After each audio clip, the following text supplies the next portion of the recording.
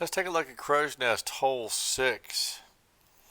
Uh, First thing you might notice is there's a Mando right to the left of the tee pad. You got to go to the right of that. The basket's over here. And there also is a drop zone, although I'm not quite sure why, because I think in 2 years of playing, I can not remember a single time ever ending up at the drop zone. Um, it would have to be a pretty horrible shot to end up there. But anyway, two basic approaches to this hole. Both of them using a distance driver from my experience and what I've seen other players do. Either the Glide Skip Blista Pro or the Glide Skip Rive.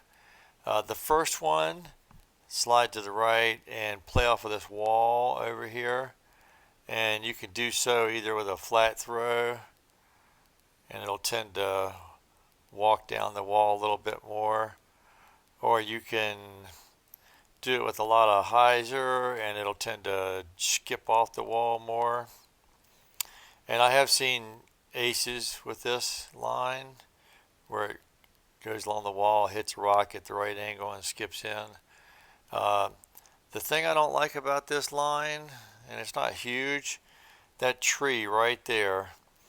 If you hit that tree, you know, it's not a long throw in. I mean, I'm not going to try to exaggerate it, but uh, if you hit that, you're not parked anyway. And usually on this hole, you end up pretty close to being parked. I mean, you're certainly within circle one most of the time.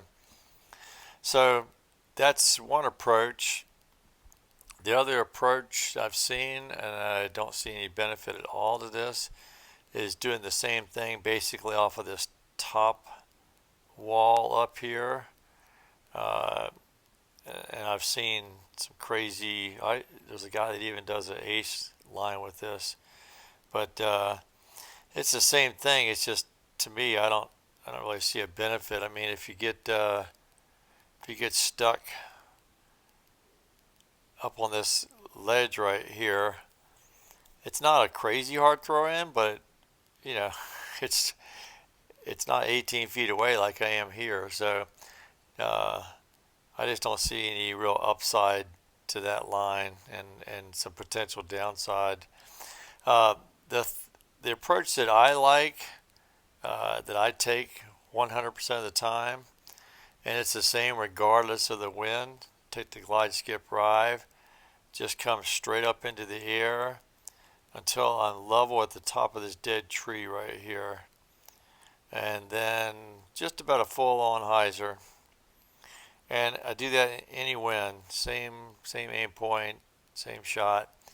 Uh, it's almost always a putt to the basket, and occasionally, if you get lucky, you'll get a skip ace. Uh, and I'll do it one more time. You can see the potential sometimes for the skip ace. This one's going to be close. I will show you one that I did practicing. I got practicing for this video. Um, but yeah, straight up one more time, hyzer. I mean, it's hard to go wrong. I can't imagine a shot going OB and having to go to the drop zone. Um, but if you did have to go to the drop zone, just know it plays. I'll throw one out there. Uh, it plays level, true to distance. We'll go OB, move to lie. It's 111 feet, and yeah, it's completely level, so no elevation change here. True to distance. I think that's the first time I shot from there. So yeah, I'll show you the skip ace just for entertainment purposes. Let's take a look at that next. Alright, so this two wind out of the right is most favorable for the ace. Again, just bring it straight up, almost a full hyzer. And if you're lucky, It'll skip right in the basket. And it is a very enjoyable ace to get. Doesn't happen a whole lot, but yeah, it's just a fun one. And that's it for Crow's Nest Hole 6. Again, hope you learned something, and we'll see you around the valley.